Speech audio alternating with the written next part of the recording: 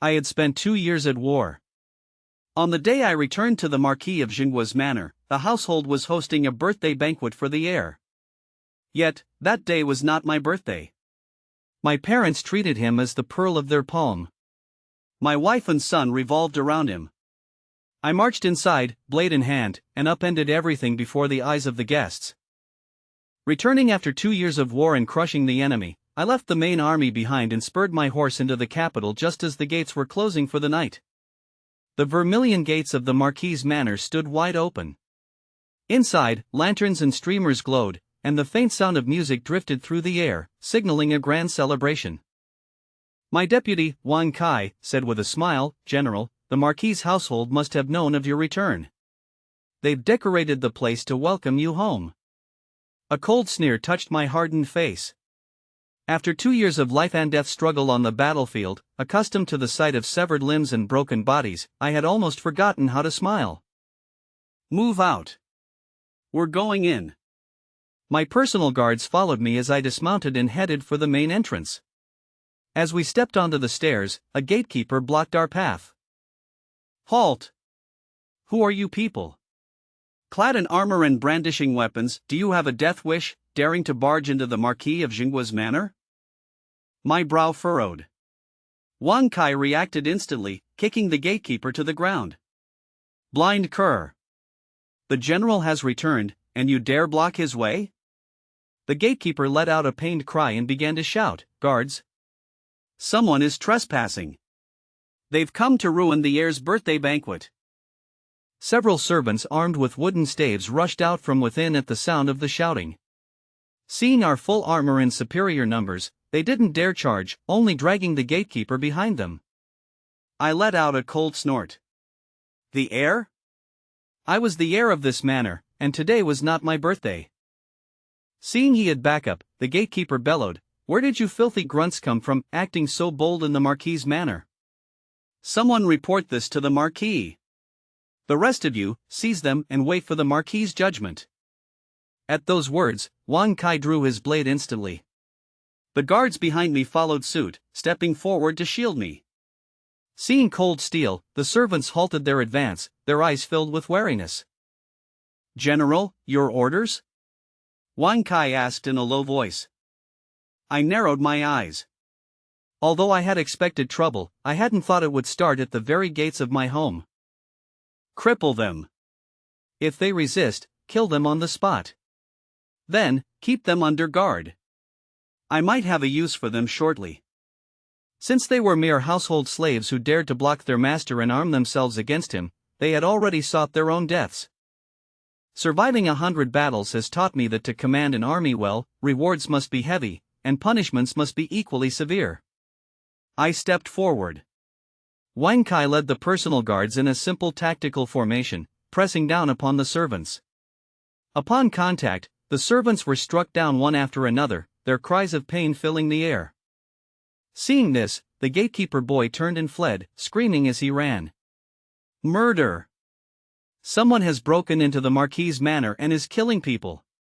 His voice was shrill, like a pig being slaughtered. The music of strings and flutes inside the gates ceased, and the sound of voices suddenly surged. It seemed there were many guests. I gripped my hilt tightly, my pace unwavering. Having dealt with the servants, the guards followed behind me, their armor clattering. Each held a bared blade, exuding a murderous aura. "Wang Kai, send someone with my command token to the Northern Administration Branch. Have the embroidered uniform guards send men here, I have questions to ask." Wang Kai's eyes narrowed. He turned silently to relay the orders. Maids and servants along the way screamed and scrambled to get out of the way, plates of fruit and food crashed to the ground. Stopping before the entrance to the central courtyard, I looked out. The courtyard was filled with over 20 banquet tables, packed with guests. Having been away at war for 2 years, I couldn't recall the faces of most court officials, yet there were still quite a few familiar ones. It seemed these people were of high standing, they would make fine witnesses. "Who dares to trespass into my Marquis of Jingwa's manor and harm my people? Do you seek the execution of your entire clan?" It was my father's voice. I didn't know when he had become so bold. Father had inherited his title. Usually accompanied by poetry and books, he had long ago neglected the military affairs upon which the marquisate was founded. Because of this, the manor was often ridiculed by other military nobles, and father, being weak-willed, never dared to argue with anyone. I, however, had practiced martial arts since childhood and set my sights on the battlefield. Father never liked that. Like father, unlike son, it was no wonder. Yet now, he was showing a rare bit of backbone. I wondered who had given him such courage. The gatekeeper said today is the birthday banquet for the heir apparent of the marquisate. I was unaware the manor had replaced its heir. My loud response stirred a murmur among the guests. The trials of ice and steel had stripped the youthful innocence from my face, yet there were still those in the crowd who recognized me. As they moved to speak, I raised a hand to silence them. I wanted to hear my father's reply. The guests rose one after another, some shocked, some watching for entertainment, others indignant. The crowd parted, and my family walked forward. "It's him!" He led a group of grunts and burst in without a word, even killing people. "My lord, you must see justice done for me."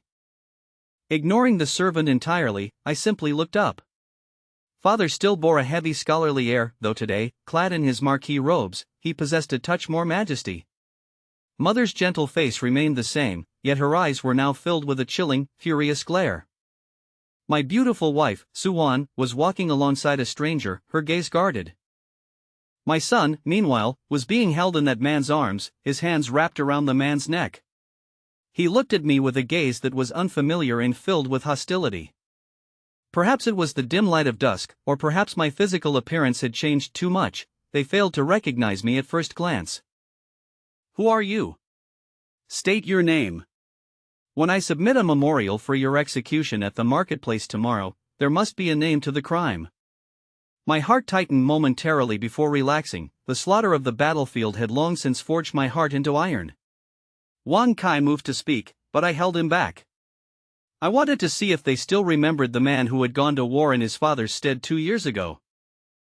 I recall that the heir of the Marquis of Jinggua's estate is the current general of the north, Shinchangi.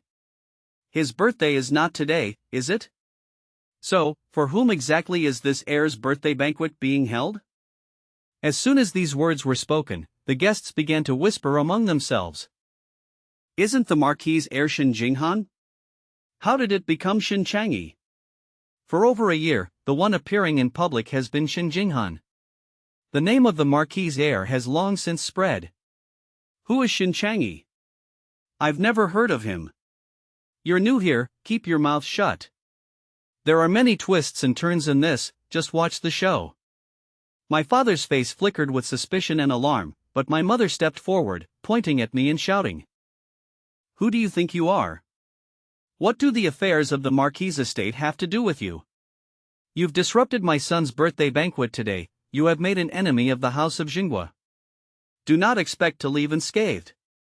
And my Su family, the household of the Vice Minister of Revenue, if you dare disrupt my brother's banquet, my family will not let this matter rest. My son buried his head in the man's shoulder, his voice timid. Uncle, I'm scared. My heart wrenched. How could the child who once reached for a wooden sword during his first birthday ritual be so cowardly now? The man gently patted my son's back, his voice tender. Don't be afraid, Xiao Nian. Uncle is here. Xiao Nian? My son's childhood name was clearly Xiao Wu. General. If you have come to attend my birthday banquet, you are welcome. If you have other business, could we perhaps speak in private after I have seen off the guests? This concerns the private affairs of the Marquis's estate. If things get out of hand and the estate loses face, you will not escape the blame either. It is a day of celebration, there is no need for this. His words were reasonable and composed, immediately drawing praise from those who were ignorant of the truth. I scanned them briefly and let out a cold laugh. The Marquis of Jinghua seems to have poor eyesight. Perhaps you should call for a royal physician, lest you go blind without even knowing why. The madam of the house is certainly protective of her son, but I am curious, where did this bastard come from? As for the heir's consort, risking the Su family's reputation to seek justice for this bastard. Anyone watching would think you were defending your own husband. And as for you, you bastard impersonating the heir of the Marquis's estate, a trip to the executioner's block would be a fitting end for you. After I finished speaking, the whole family trembled with rage. Without waiting for a response, I raised my voice. As for the guests, since everyone is gathered so conveniently, don't leave just yet. The show has only just begun. With a wave of my hand, over 100 personal guards, swift as tigers, surrounded the courtyard completely. As blades flashed past, servants scattered for cover and guests panicked. The scene descended into chaos as everyone realized that something major was happening. I strode directly toward the seat of honor, shoving my father aside as I passed. I raised my voice and shouted, "Wang Kai! Take my token and send someone to the palace to request an audience. Tell them the general of the Northern Suppression has doubts and seeks the Emperor's judgment. Guard the gates. As General of the Northern Suppression, I am detaining these guests. If anyone refuses to give me face, I shall show them no face in return." At the mention of the titled General of the Northern Suppression, the entire hall erupted in an uproar. My father stood frozen, my mother turned ashen, and Su Wan's legs grew so weak she nearly collapsed. Yet, the man named Shen Jinghan seemed to have expected this. He remained composed and even reached out to steady Su Wan. My eyes narrowed, and with a cold snort, I continued forward without pausing. Inside the brightly lit main hall, 3 banquet tables were set. I recognized several familiar faces among the high-ranking officials present. Expressionless, I walked to the seat of honor and sat down. "Wang Kai, tell the brothers to start eating. They'll need their strength to kill people once they're full." "Yes, General." The response was thick with murderous intent, causing the family members who had just followed me in to freeze, their faces turning deathly pale. The guests scrambled to get out of the way, leaving my family standing conspicuously in the middle of the room. I snatched up a braised pork hock and poured wine straight from the flask into a bowl, gulping it down and tearing into the meat with large bites. My guards also rudely shoved the guests aside, grabbing food and wine to feast. These men had crawled out of piles of corpses with me. They knew that when there was food, you ate it quickly, for no one knew where the next meal would come from. Everyone watched as I gorged myself as if no one else was there, like a hungry ghost reincarnated. Yet, not a soul dared to speak. After a long while, my father finally took a step forward. "Chang'e, now that you're back, it's just as well. This is your elder brother, Shen Jinghan. Hurry and pay your respects to him." I ignored him, focused solely on my food and drink. My father's face fell, unable to maintain his dignity. My mother then stepped forward. "Ear, this is your brother. He has been lost to us since he was a child. Now that he has finally returned to the family, how can you be so rude? Have you forgotten everything your father and I taught you?" I raised my head slightly and shot her a frigid glance. The ferocity in my eyes startled her, forcing her to stumble back. While I was slaughtering enemies on the battlefield, they were busy finding some bastard from who knows where to foist upon me as an elder brother. Did they really think my nickname, Shen the Decapitator, was just for show? Su Wan supported my mother, who had nearly fallen. Her previous panic had vanished, replaced by self-righteous fury. "Chang'e. Our brother suffered terribly while he was away. He endured unimaginable hardships, yet the moment you return, you call him a bastard? Do you have no sense of propriety? Do you care nothing for filial piety or fraternal duty?" Heh, as expected of a civil official's daughter, every word out of her mouth is about etiquette and decorum. "Wan, say no more. Little brother has just returned and is likely hungry. Our Marquis of Jinggua's estate certainly has no reason to let anyone go hungry. Once little brother has eaten his fill, we can discuss any matters privately as a family, lest people misunderstand and think there is unrest within our household." Wan, how affectionately he calls her. And how well spoken he has already begun to treat himself as the master of the Marquis's estate, while I have become the guest. Su Wan seemed encouraged and grew even more excited. "Listen to what eldest brother says, then look at yourself. The moment you return, you show such attitude to your family in front of all these guests. Do you have even a shred of a younger brother's proper conduct? Hurry up and apologize to your elder brother. The expressions of the surrounding guests varied. The high-ranking officials, seasoned in the ways of the world, looked at my father's family and then at me, shaking their heads one after another. The rest of the guests, however, mostly nodded as if in deep agreement. Having finished eating, I grabbed a piece of linen to wipe my mouth, crumpled it into a ball, and threw it directly into the dishes in the middle of the table. The entire spread was now ruined. My father's face darkened, and just as he was about to berate me, I gave him no chance. I stood up abruptly, gripped a corner of the dining table with one hand, and flipped it to the side. The table overturned and slammed against a nearby pillar with a loud bang, instantly shattering into pieces. The plates and food on top flew into the air for a brief moment before crashing down in a chaotic cacophony. The massive commotion startled everyone into retreating, their faces filled with terror. The smile that had been fixed on Xinjingan's face finally faded. Suwan stumbled back repeatedly, panic instantly washing over her. My mother collapsed onto the ground, her face deathly pale. My father's eyes widened as he stared at the wreckage. First came shock, followed by incomparable rage. You rebellious son! With a calm expression, I flicked my cloak, turned around, and sat down in the seat of honor with a bold, imposing posture. I casually drew my long blade. With a sharp shring, the blade left its scabbard. The crowd scrambled to get out of the way, a chorus of gasps filling the air. The guests who had been watching the spectacle tried to flee, only to be forced back by my personal guards with drawn swords, their expressions turned grim. I didn't look at them, but simply stroked the blade of my sword gently, as if caressing a beauty. Who is the heir of the Marquis of Jinggua's estate? My father pointed a trembling finger at me. You rebellious son! Must you insist on causing such unrest in this house? Ignoring him, I raised my voice and pressed further. I am asking, who is the heir of the Marquis of Jinggua's estate? My father did not dare answer. The title of heir must be officially bestowed by the emperor. Privately conferring a noble rank was a crime punishable by the extermination of the entire clan. My mother was helped up by Su Wan, her eyes full of resentment. The title of heir apparent naturally belongs to the eldest legitimate son. Now that your elder brother has returned, the position should be rightfully restored to him. Write a petition of resignation yourself and submit it. If you do, I will not hold today's matters against you. My father seemed to have been jolted awake by my mother's words and hurriedly added, Your mother is right. You have occupied the position of heir apparent for many years, you should be satisfied.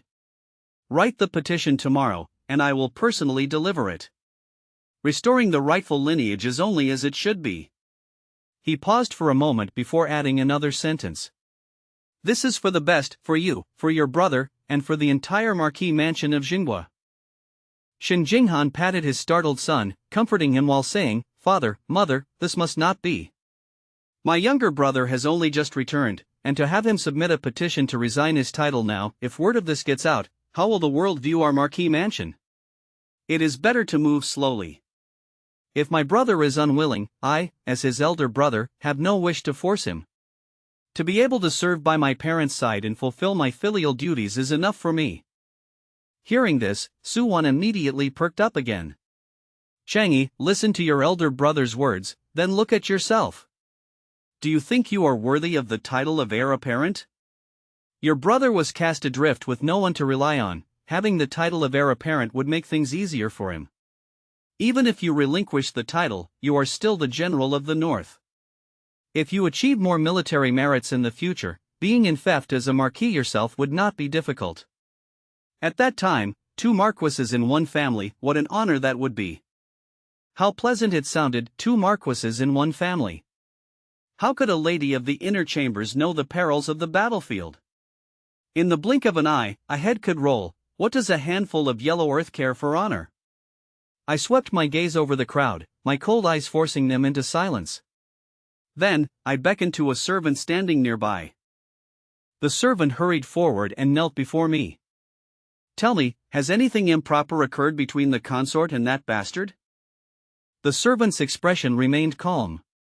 In reply to the heir apparent, although the behavior between the consort and that bastard has been intimate, no illicit acts have occurred as of yet. Suwon's face instantly turned deathly pale, filled with disbelief. You were spying on me? I spared her an indifferent glance and continued my questioning. To what degree was this intimacy? The madam often recited poetry and composed verses with that bastard in the garden. The young master was also frequently held by that bastard to be taught calligraphy. Furthermore, the madam often sent various gifts to that bastard's room, and he reciprocated those gestures. Everyone's expression changed. Bringing such matters into the open was not merely a matter of losing face, it was a matter of life and death. I nodded calmly. Do the Marquis and the Marchioness know of this? They do. That bastard once told the Marchioness that he was quite fond of the consort. The Marchioness then took it to heart, intending to arrange for the consort. To arrange for the consort to remarry that bastard as a concubine. As soon as the words were spoken, the entire hall erupted in an uproar. The way the crowd looked at my mother was as if they were looking at a beast. Suwon collapsed to the floor, staring at my mother in utter shock. Her reputation was destroyed. My mother grabbed my father's sleeve to prop herself up and let out a furious roar. Nonsense! That is not true. How dare you slander the mistress? You deserve to die. I swept an indifferent gaze over her, my mother's expression froze, and she slowly sank to her knees at my father's feet. Shin Ginghan could no longer maintain his air of detached calm and spoke urgently. This man is spouting nothing but lies, slandering the reputation of the Marquis of Jinghua's household. For a servant to accuse a master is considered treasonous and punishable by death. How can the words of a criminal be trusted? The gathered crowd showed signs of wavering once again. I turned my head toward another direction. A maid emerged from the crowd and knelt before me. You are the Marchioness's personal attendant, I said.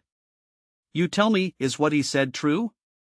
The first servant's body trembled for a moment before he regained his composure. The maid lowered her head and spoke slowly. What he said is true. Moreover, the Marchioness has already privately mentioned this matter to the Vice Minister's wife. The Vice Minister's wife was furious and refused, which is why the matter has been delayed. It was said that once that bastard inherited the title of heir apparent, the Marchioness intended to bring it up with her again.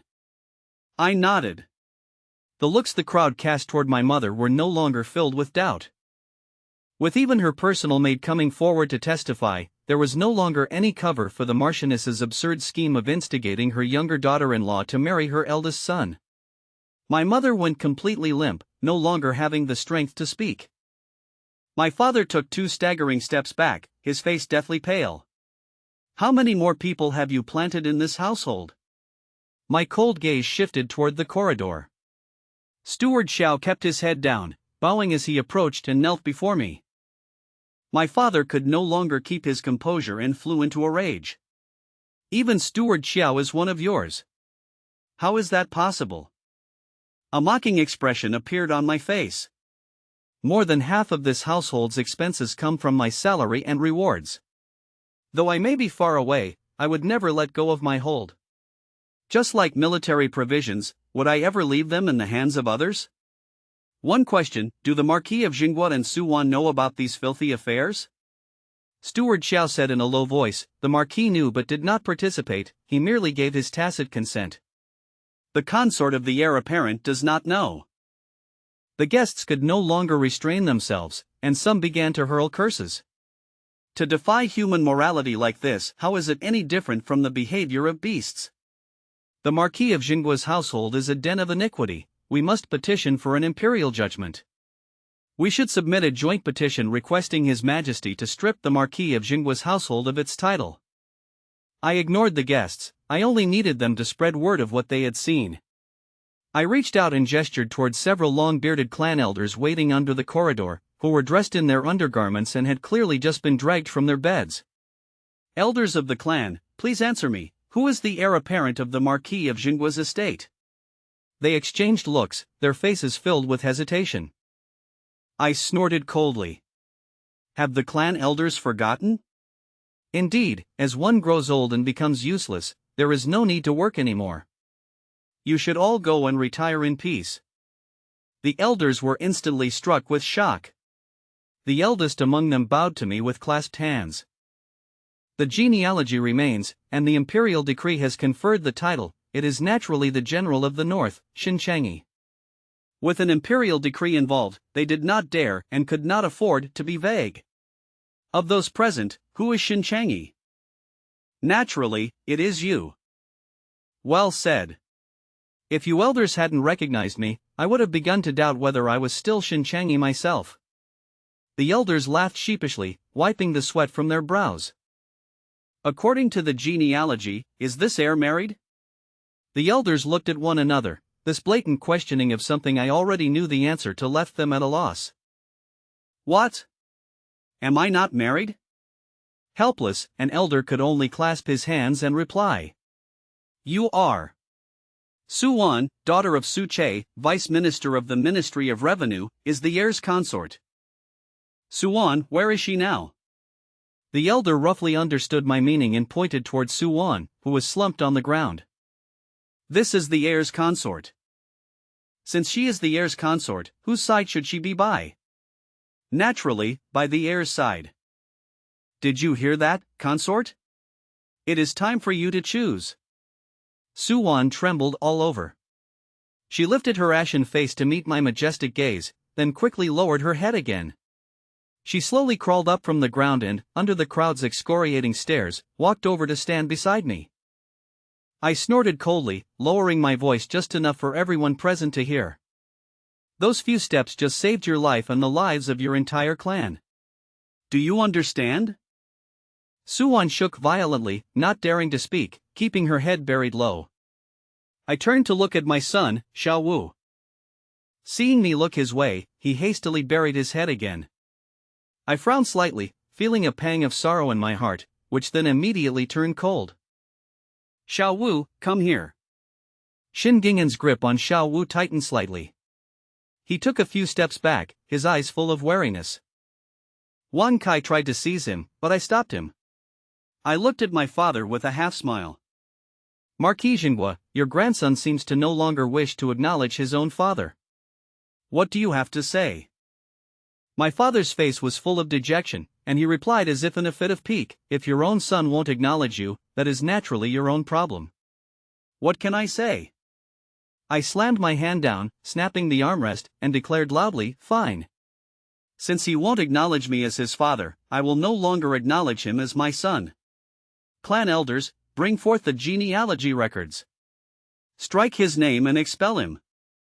My father's expression changed. If a son does not acknowledge his father, the father may disown the son, but by that same logic, if a father disowns a son, could a son then refuse to acknowledge his father? You cannot. Suwan was the first to speak out. She rushed to me and fell to her knees with a thud, tears finally overflowing and streaming down her face. Heir apparent, he is your son, your biological son. You cannot disown him. It is all my fault. Whatever punishment you wish to give, I will accept it, but it has nothing to do with our son. He is still young, he understands nothing. If he is expelled from the Shin family, he won't be able to survive. My heart twinged. After all, he was a child I had held in my arms since he was an infant. How could I bear to do this? But things had to be done. If something cannot be salvaged, it must be severed. It was like a battlefield. If you stubbornly try to save the unsavable, you only lose more lives. If my son won't acknowledge me, why should I acknowledge him? He does. He does. Xiao Wu acknowledges you as his father more than anyone. Stumbling, Suwan scrambled to her feet and rushed toward Shin Jinghan. Xiao Wu, come to mother. I will take you to Kowtow and apologize to your father. Shin Jinghan sidestepped to avoid her. Wan, calm down. Don't frighten Xiao Nian. His name isn't Xiao Nian. He is Xiao Wu, the child of the heir and me. Give him back to me. Suwan roared as she fought for the child. As the two of them struggled, the child began to wail. Wan Kai wanted to step forward, but I stopped him once again. In the midst of their struggle, Shen Jinghan blurted out, "Wan Wan, I can be the heir too. I can be Xiao Nian's father. Weren't you the one who supported me becoming the heir most of all? Once I am the heir, I will protect you and your son." As soon as these words were spoken, the entire room broke into an uproar. The struggle for the title of heir was finally out in the open. Su Wan stood frozen as if struck by lightning. Then, she gave a desolate laugh. "Protect us?" I was blind, my heart was clouded by folly. I lost my soul over a few lines of poetry and song. I gave up being the dignified consort of the heir just to be your mistress in the shadows, and what would that make my son? Do you want him to go from being the legitimate eldest grandson of a marquis' household to a concubine-born son who can't even get his name on the genealogy records? Shen Jinghan, what kind of thing do you think you are? I raised an eyebrow. It seemed Su Wan wasn't completely stupid. Enough! My father shouted, putting an end to their scuffle. Haven't you shamed us enough already? Father took my crying son from Shen Jinghan's arms and comforted him softly. Xiao Nian.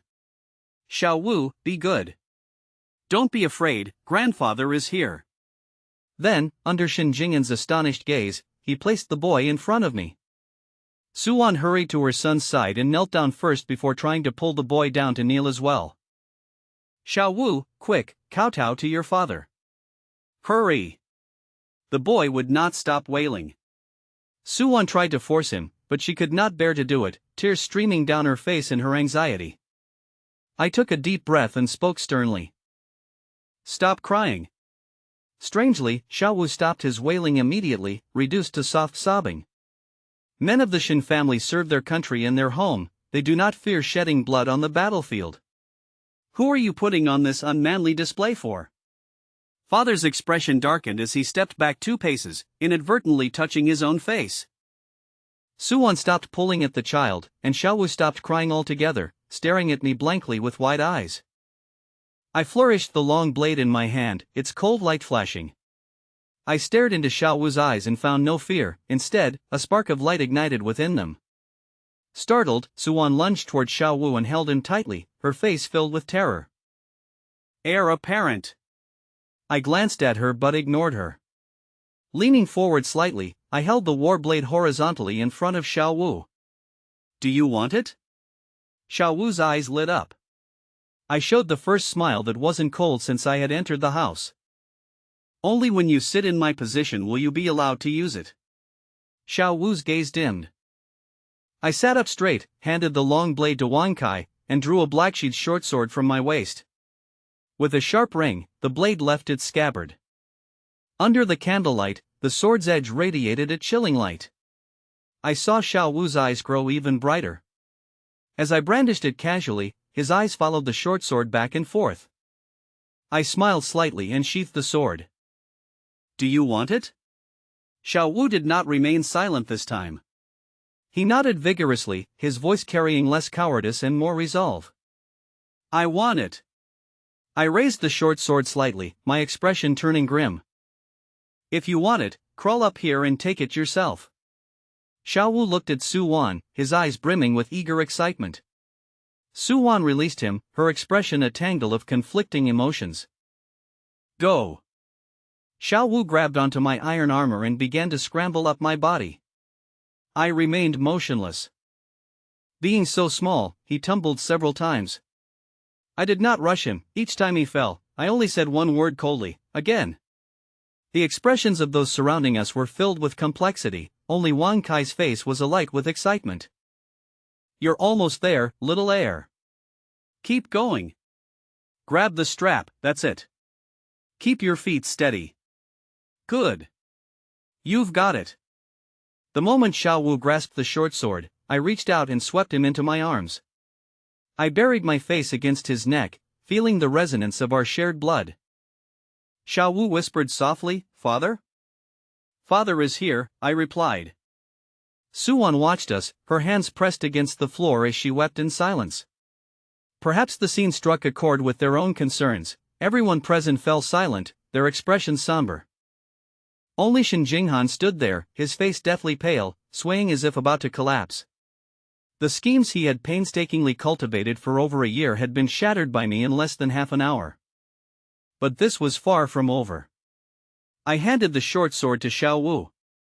He drew it and began to wave it about playfully. As the blade flashed before my eyes, the onlookers turned pale with fright. Su Wan even scrambled forward on her knees, desperate to pull him back. I blocked her with a cold gaze, then hoisted Xiao Wu into my arms and strode toward the door. Su Wan hesitated for a moment before scrambling to her feet, following carefully behind me. As I passed my mother, I stepped directly onto the hem of her skirt, making no effort to avoid her. She seemed to have lost her soul, she merely shrank away and remained motionless. I came to a halt at the doorway. The crowd retreated. Elders, since I am the heir, do I have the authority to punish the household servants? The clan elders hurried to respond. Yes, naturally you do. Good. Had you said no, more than a few people might have lost their lives tonight? The elders trembled, sweat pouring down their faces. Feeling as though they had just brushed past the gates of hell, they lowered their heads and dared not say another word. I gestured toward the door. Wang Kai understood immediately. Bring those house servants here. Immediately, my personal guards dragged out the servants who had just blocked me at the manor gate, along with the one who had lodged the complaint, and forced them to kneel in the courtyard.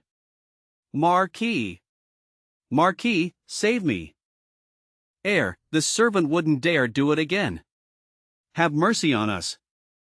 Heir, we were only following orders. It was that bastard who made us do it.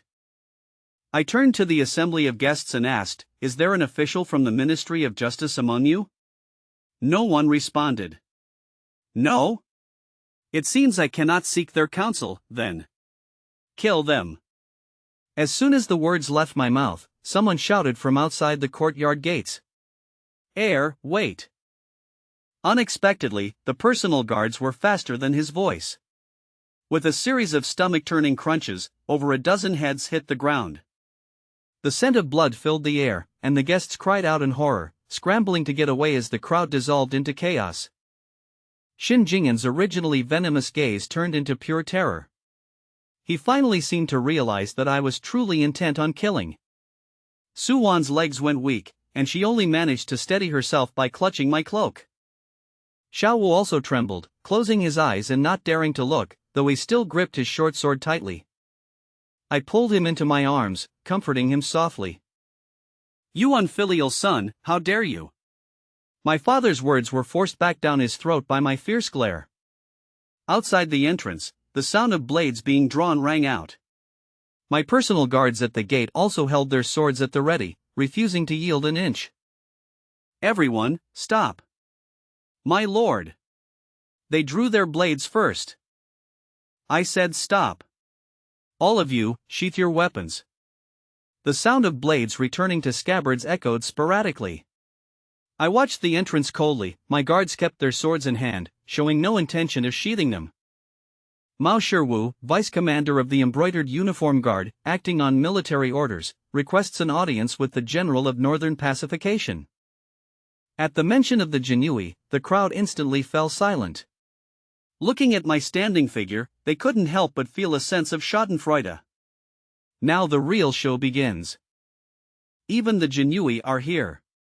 This is no small matter, the general of Northern Pacification is going to fall. I ignored them. Let him enter alone. Mao Shiwu walked past the corpses of the fallen servants, his face grim. When he saw the severed head of the gatekeeper boy, his footsteps faltered for a moment before he stepped through the blood-soaked ground to reach my side. Greetings, General of the North. Commander Mao, you arrived quite quickly. With military orders in hand, I dared not delay. You have had a long and arduous journey, General. It was not nearly as arduous as yours, Commander. Among those heads back there, didn't you find any of them familiar? What do you mean, General? This lowly official does not understand. I scoffed and gave a playful smile. It's better that you don't. If you did, there would be no way to settle this matter peacefully. Sweat broke out on Mao Shiwu's forehead. I pointed at the deathly pale Shin Jinghan. Do you see him?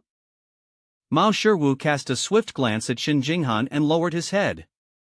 I see him. Who is he? Mao Shiwu's gaze turned cold, but his expression remained neutral. This official does not know him. The Jinyui monitors the entire world. To think there is someone in the Marquis of Jinggua's estate that you, a commander, do not recognize? Commander Mao, this is a dereliction of duty. Thank you for the guidance, General. I shall return and seek punishment from the Grand Commander. It's good that you know your fault, but the work still needs to be done. Investigate exactly who he is and give me an answer by noon tomorrow. Mao Shiwu bowed again. The Jinfu Bureau only obeys imperial orders. Whom we investigate and whom we do not is for His Majesty to decide. General, please do not make things difficult for this official. I let out a cold snort and said leisurely, Commander Mao is right to remind me. I have indeed overstepped. Tomorrow, during the presentation of captives, I shall simply request an imperial decree from His Majesty in front of the assembled civil and military officials and the people of the capital. Mao Shiwu's scalp immediately went numb, and he hurriedly dropped to one knee. How could such a trivial matter trouble the general to speak before the throne? Although I lack the authority, I will report this to the Grand Commander. Oh? He can investigate? If he also ends up asking me for an imperial decree, wouldn't that be troublesome?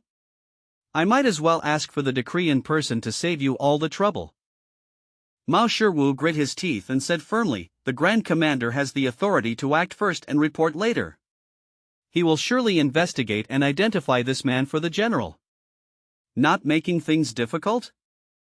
Not at all. Very well, this general will wait for your news. It is late today, so I will not keep you for dinner. Let us do it another day. This lowly official wouldn't dare. I shall take my leave. Mao Shiwu came quickly and left even faster. The guests watched with eyes wide in disbelief.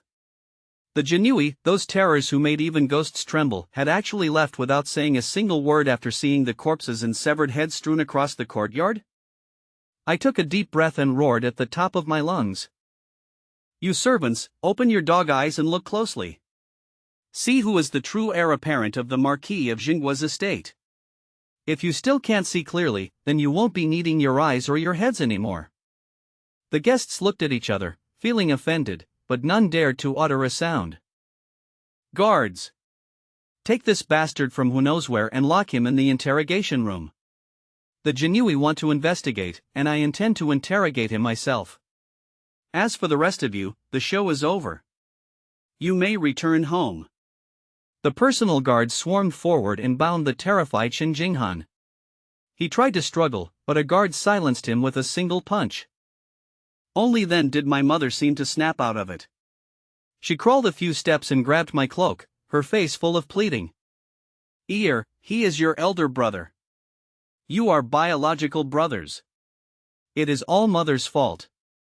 I only felt pity for your brother after he suffered so much for so many years outside, so I wanted to compensate him.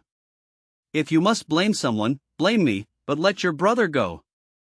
My father also took a few quick steps forward to plead for mercy. We are family after all. For the sake of our marquisate's future, why must things reach this point? I looked at Suwon.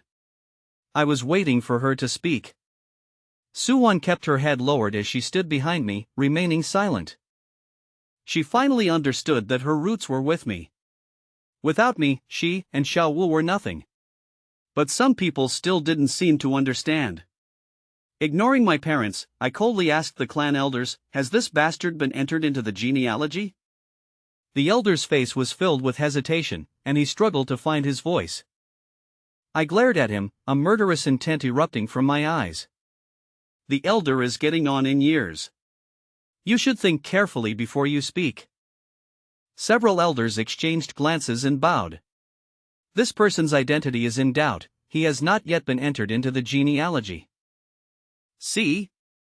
Most people can read the situation and know when to make the right choice. Impossible. Jinghan was clearly entered into the genealogy. I saw it with my own eyes, how can it be false? My mother continued to persist. Marquis, we personally took Ginghan to enter the records. Say something. My father was the Marquis after all, he understood the situation better than my mother and remained dejectedly silent. An elder in the house is like a treasure. On the grander scale, the clan elders are still sensible. Since Madame Zhang has her doubts, the elders shall take her to look through the records. In front of her face, tell her whether this bastard has been entered into the genealogy. Madame Zhang. When my mother heard me address her this way, she froze. A wave of infinite bitterness washed over her heart. Only then did she realize that for the sake of one son, she was about to, or perhaps already had lost the other. The clan elders understood that I was demanding they strike Shen Jinghan from the genealogy right in front of mother. To kill the person and condemn the soul, this noble marchioness was about to lose both of her sons. A chill involuntarily welled up in their hearts. I jerked my cloak back, no longer looking at the wailing Lady Zhang on the ground. Carrying Xiao Wu, I headed toward the quarters I shared with Su Wan. The courtyard was deep and exceptionally elegant, very much in Su Wan's style. Xiao Wu had fallen asleep clutching the short sword, and a maid took him into her arms with great care. Su Wan leaned against the doorway, her head bowed, not daring to look at me. I leafed through the papers on her desk. As expected, there were several poems written in handwriting that was not her own. Su Wan trembled all over. Had she not been leaning against the door, she would have already collapsed to the floor. Shame, boundless shame, she was already thinking of the white silk hanging from the rafters. I looked on coldly, crumpled the papers in my hand into a ball, and threw it at her. The ball of paper felt as heavy as 1,000 pounds, and Su Wan was knocked to the ground by the impact. You should be glad you have a good mother who protected you well. Come here. Remove my armor. I spread my arms and closed my eyes, my back turned to Su Wan. It was a long while before I felt a pair of hands begin to unbuckle my armor. The heavy pieces of armor were removed one by one. My undergarments were loosened, revealing a body covered in scars. Some wounds were still pink, clearly having only recently healed. Feeling Su Wan's trembling hands touch those scars, tracing their lines, I frowned slightly. I suddenly seized Su Wan's icy hand and opened my eyes to stare coldly at her face. Her face was streaked with tears, filled with desolation. I couldn't tell what that expression was. I simply hoisted her over my shoulder and, amidst her cry of surprise, threw her onto the bed and lunged at her like a tiger. Driven by rage, I did not hold back. By the time I stood up, Su Wan was slumped there like a heap of mud. Her body was covered in reddened marks. I rose with a cold face, dressed myself hastily, and pulled open the door. Outside, 2 blushing maids were waiting. Go in. Tell her everything she needs to know. Let that fool wake up to reality. When I arrived at the torture chamber, Shen Jinghan had already fainted. Only after a bucket of cold water was splashed over him did he jerk awake. I sat there quietly, looking at the whip marks covering his body. Brother, let me go. I won't dare do it again. Spare me. I'll go far away and never appear before you again. Wang Kai looked at me, holding a water-soaked whip. I closed my eyes. Taking the hint, Wang Kai resumed the lashing. As the sounds of miserable wailing rang in my ears, I finally felt the rage in my heart subside slightly. I raised my hand, and Wang Kai stopped. Shen Jinghan's breath was already hanging by a thread. I walked slowly to him, reached out to grab his chin, and forced him to look at me. Eldest brother, you harbored thoughts you shouldn't have. Shen Jinghan took a long moment to recover, staring at me with stubborn eyes. Heh, on what grounds? Why do you have everything while I have nothing? I have been a wanderer since childhood, fighting stray dogs for food, being sold like cattle. I finally returned with great difficulty, so why must you take everything from me?